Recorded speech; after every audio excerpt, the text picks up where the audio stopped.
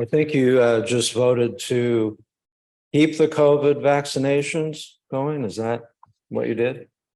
Just now, 11.2?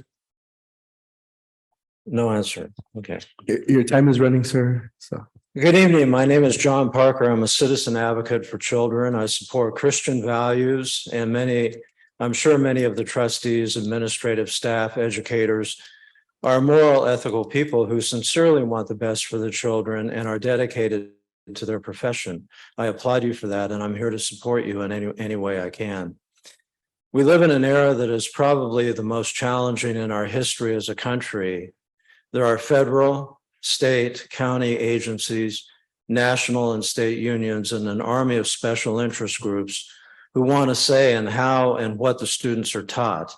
Against that backdrop, you have the board, the administration, and finally, the teachers, children, and parents. Given the amount of money involved and the volume of voices demanding to be heard, you are put in a difficult position deciding whose agenda will take precedent and which will be ignored. Oftentimes, you don't have a choice. Look at what happened to a couple of local districts that didn't want to use a textbook. All hell broke loose, and the state threatened multi-million-dollar lawsuits. It would be hard to be on the receiving end of that, I'm sure.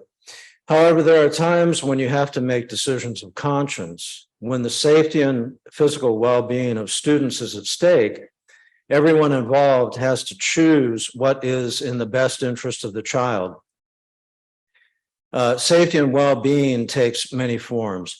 If required curriculum demands that you teach something that is patently false and could do physical or emotional damage to the child, it's the duty of the educator to decline to teach what is today referred to as disinformation.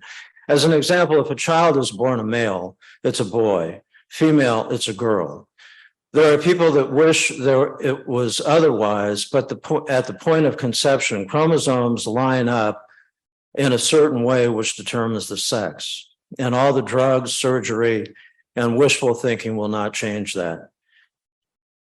You are one or the other at birth and will be the same when you die. Yet today, there are entire industries and corporations, big pharma, that make billions in profits, and politicians who are on the receiving end of their campaign donations, and more than happy to accommodate them. But at what cost?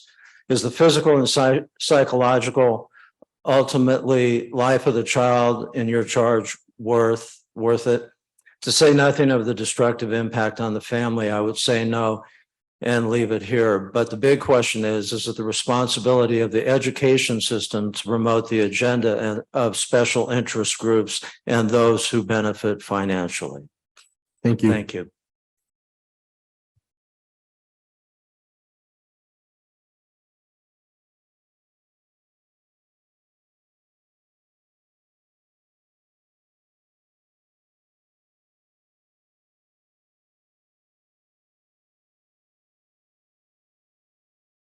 I did get your letter, by the way. I wasn't going to address it, but actually, I think I will. I'm the guy that gets in trouble anyway, so might as well go down that road. Well, I respect your opinion. I respect your faith. Your faith doesn't include my faith. This is a government board, not a religious one. So I'm more human values, and my values support all humans, immigrants, undocumented, the LGBTQ community. It isn't for one parent to tell other parents what to do or what to say. I think that's an individual choice. If a parent says they feel that they do not like something, I more than respect that, but I'm not going to respect them to be able to tell everybody. This is in Florida where 10 people tell everybody what books that we can and can't have in the library. So when it comes to the transgender communities, all the other ones, I fully support them. And, I noticed in here that you're blaming people, pharma, for all this stuff. The religious right does a very good job of that as well. So again, I'm not going to put my colleagues on the spot, but for me, again, I respect all the children, all the parents in our district.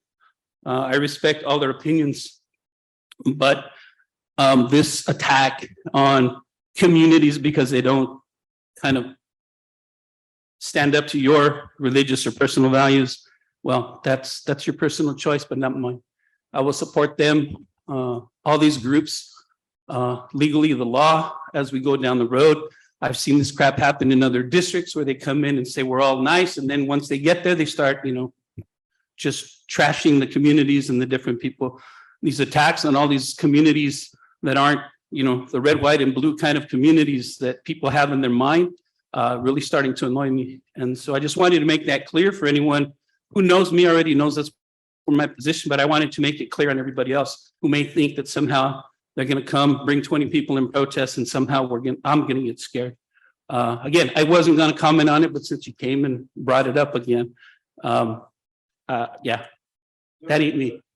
So I just want you to know that I will continue to support the communities, the laws of the state of California, and move forward with that. Do I get to respond? No, sir, this isn't a debate. You guys can, no, but you guys can connect. Excuse me, sir.